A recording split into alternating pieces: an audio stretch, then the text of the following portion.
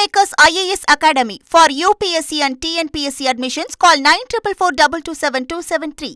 சிவகங்கையில தாவேக தலைவர் விஜயினுடைய வாகனத்தை தேர்தல் பறக்கும்படை அதிகாரிகள் சோதனை செஞ்சிருக்காங்க. அந்த காட்சிகளை பார்க்கலாம்.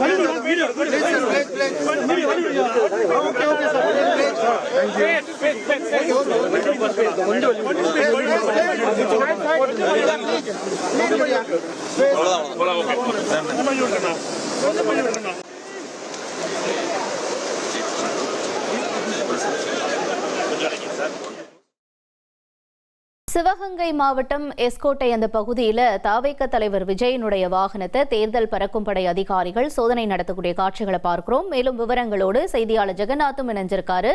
ஜெகநாத், தொடர்ந்து அங்க நடந்த இந்த சோதனையினுடைய தகவல்களை பதிவு செய்யுங்க. வணக்கம்.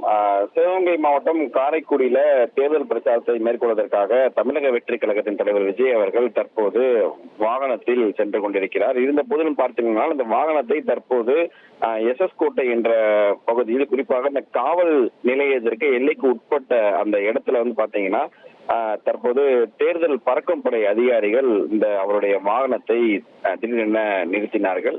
இதன் அடிப்படையில் விஜய் அவர்களுக்கு முழு ஒத்துழைப்பு கொடுத்ததோடு தனது இயற்கையில் எடுத்து எந்திரித்து அவர்களுக்கு தேவையான ஒத்துழைப்பை வழங்கினார். இந்த நிலையில் ஒரு பெண் அதிகாரி ஒருவர் வாகனத்திற்கு உள்ளே சென்று சுமார் ஒரு 5 நிமிடம் பார்த்தீங்கன்னா அந்த வாகனத்தில் உள்ள பல்வேறு சோதனையானது வாகனத்தில் நடத்தினார்கள். மேலும் வாகனத்தில் இருந்து எந்த ஒரு பொருளும் எடுக்கப்படவில்லை. தேர்தல் அதிகாரி பறக்கும்படை அதிகாரி 5 நிமிடத்துக்கு பிறகு சோதனை நிறைவு செய்து தற்போது மீண்டும் அவர் வண்டி விஜய் அவர்கள் இருக்கையில் தற்போது புறப்பட்டு சென்றிருக்கிறது. குறிப்பாக சொல்ல வேண்டும் என்றால் தேர்தல் படை பறக்கும்படை அதிகாரிகள் விஜய் அவர்களுடைய வாகனத்தை கீழவளவு என்ற பகுதியிலேயே முதல் ஒரு பறக்கும்படை அதிகாரிகள் அவர் வண்டியை நிறுத்துவதற்காக முயற்சி செய்தார்கள்.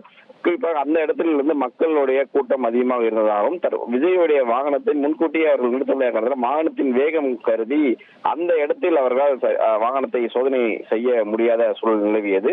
இதன் அடிப்படையிலேயே அடுத்து வரக்கூடிய இடத்துல அவர்கள் கரெக்டாக பிளான் பண்ணிட்டு அது கிட்டத்தட்ட அந்த இடத்துல பாத்தீங்கன்னா ஒரு 100க்கும் மேற்பட்ட காவல்துறையினர் அந்த பகுதியில பாதுகாப்பு பகுதியில அவங்க அந்த இடத்துல வச்சிருக்காங்க. குறிப்பா அந்த SS கோட்டை காவல் நிலையத்திற்கு அருகே தான் இந்த சோதனை நடந்தது.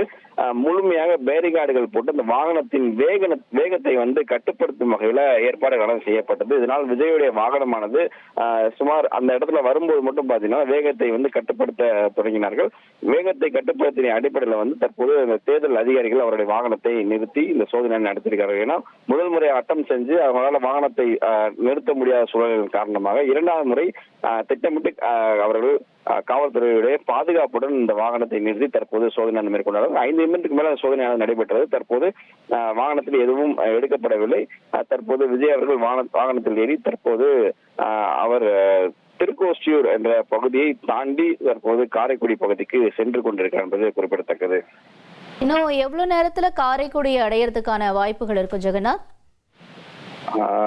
விஜய் அவர்களுடைய இன்றைய நாள் திட்டப்படி பார்க்கும்போது சரியாக 12 மணிக்கு அவர் காரைக்குடியில் இந்த பிரச்சாரமானது மேற்கொள்வார் என்று எதிர்பார்க்கப்பட்டது. குறிப்பாக 12 மணி முதல் 2 மணி வரை அவர்களுக்கு நேரமானது ஒதுக்கீடு செய்யப்பட்டிருக்கிறது. இந்த நிலையில் கூட தற்போது பார்த்தீங்கன்னா இன்னும் ஒரு 25 கிலோமீட்டர் அவர் கடக்க வேண்டிய சூழல் உருவாகி இருக்கிறது.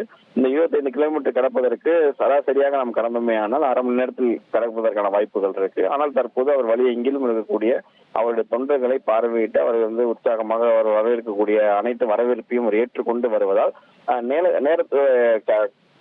தாமதமாவதற்கான வாய்ப்புகள் இருக்கிறது.